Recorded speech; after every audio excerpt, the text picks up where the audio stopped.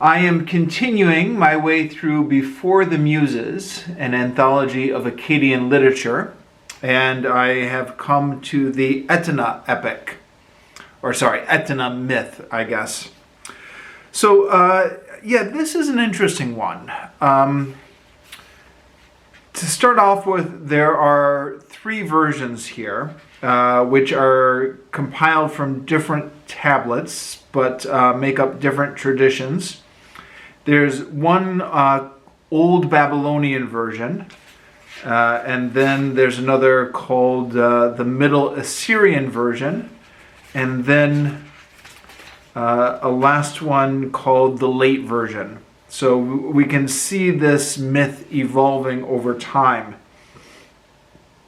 And the introduction here in this edition says that the differences between them is over a millennium.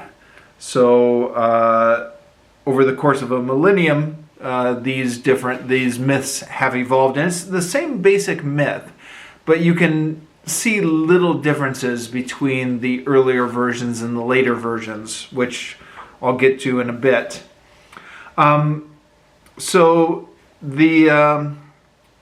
It's called Etana, and Etana, according to Wikipedia, is an early king of Sumer, and he appears on the Sumerian kings list, which Wikipedia says is mostly made up of mythological kings, at least the early half of it is. And they generally assume that there's no basis in history for them unless they're attested to somewhere else, which Wikipedia says Etna is, although it doesn't give a lot of the details. So, I don't know. I'll always take everything you find on Wikipedia with a grain of salt, right? But the Etana myth is interesting because much of it doesn't involve Etna at all. Excuse me. So, starts off with the gods establishing a city, and the Igigi gods, who I guess typically do all the grunt work in these myths, are creating the city, and then they need a king, and so they create Etana for the king. So I guess in this myth, he's the first king, and the kingship is created with him. According to Wikipedia and the Sumerian kings list, he's not the first king, although I believe he is the first king of Kish on that list. Again, I know you have to take what you see on Wikipedia with a grain of salt, so maybe do your own research, but this is what I found out. So anyways, the myth. Etna is established as the king, but then we put a pin in the story of Etna, and we go to talk about the eagle and the serpent, or the eagle and the snake. So there are, I guess, right next to Etna's palace, there's an eagle and a snake who form this sort of bond of friendship and agree to hunt together and share their resources. Now, one of the things that I guess changes over the millennia between the old version of this and the late version of this is in the older versions, it looks like the snake is doing all the hunting and the eagle is just benefiting from the snake's hunting. In the later versions, it looks like they are splitting the hunting between them. So, like the snake is hunting the animals that are on the ground, eagle is hunting the animals that are higher up, and they're just splitting the food between them.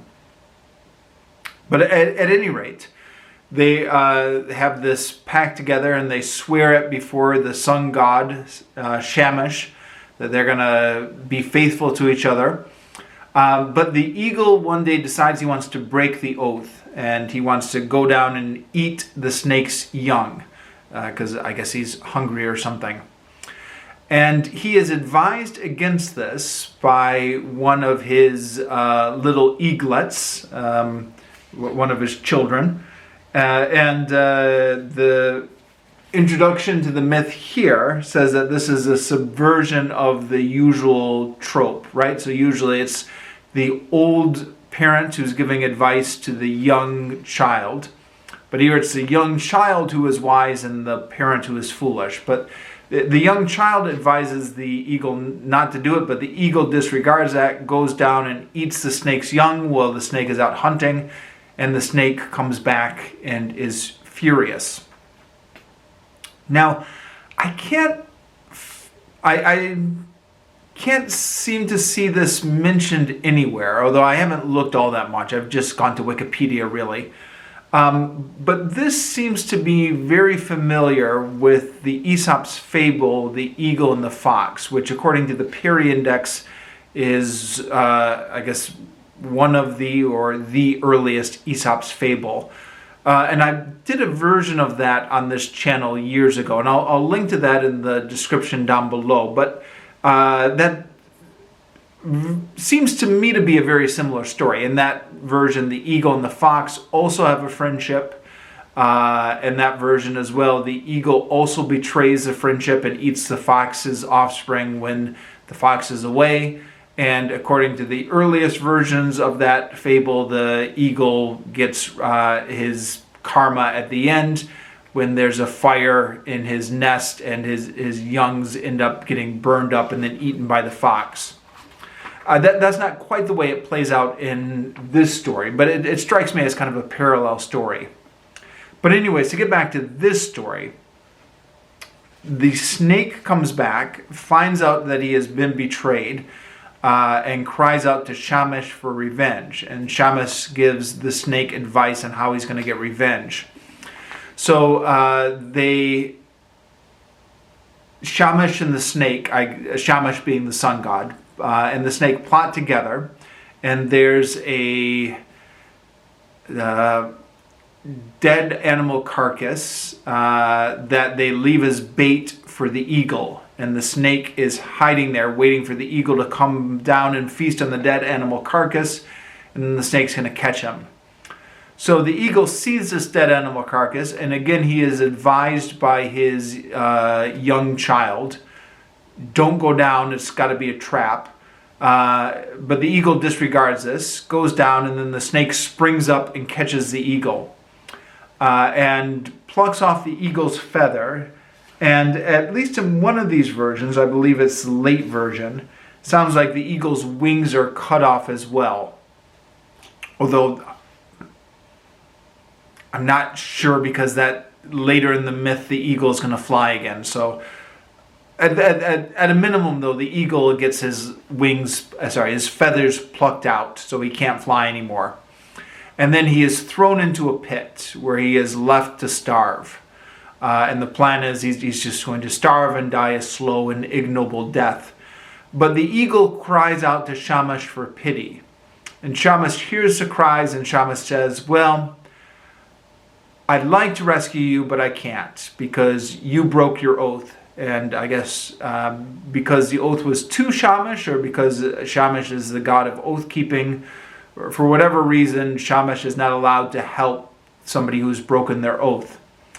But Shamash does get Etana, the king of the city, to come back and help the eagle. So here we circle around to Etana, who was introduced at the beginning of this myth, and who we've kind of forgotten about, but now Etana comes back. And Etana also has his own problem. He wants to produce an heir, but he is, I guess, infertile. He cannot impregnate his wife. And so it's revealed to him that he can get this if he helps the eagle. The eagle will help him get the plant that will give him fertility.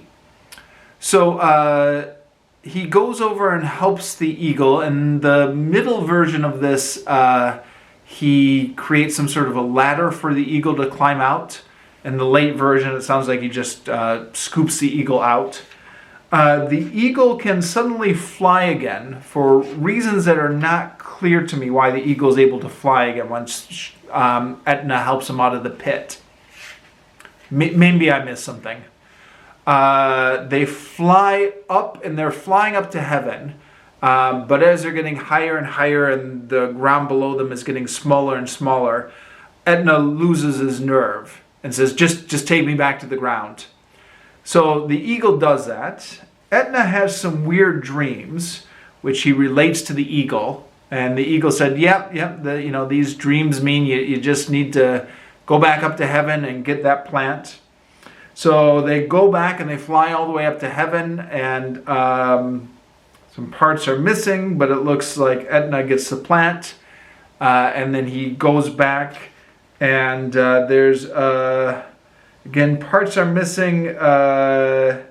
There's a confusing part with his wife, where either his wife has found the plant, possibly because Etna dropped it somewhere, or Etna gives the plant to his wife. It's broken off and fragmentary, and then it just breaks off. But according to historical tradition, Etna had a son who succeeded him on the throne, as is mentioned here and also on the Wikipedia page. And yeah, that is the Etna epic. Sorry, Etna myth. I keep wanting to say epic. Possibly because I'm getting this confused in my head with the Era epic, which is coming later in this collection. But I don't think it's ever referred to anywhere as an Etna epic. It's just the Etna myth. Or is it referred somewhere as the Etna epic? Let me know. Anyways, that's the story of Etna and the eagle and the snake. And I will continue to work my way through this collection and report back as I finish more myths.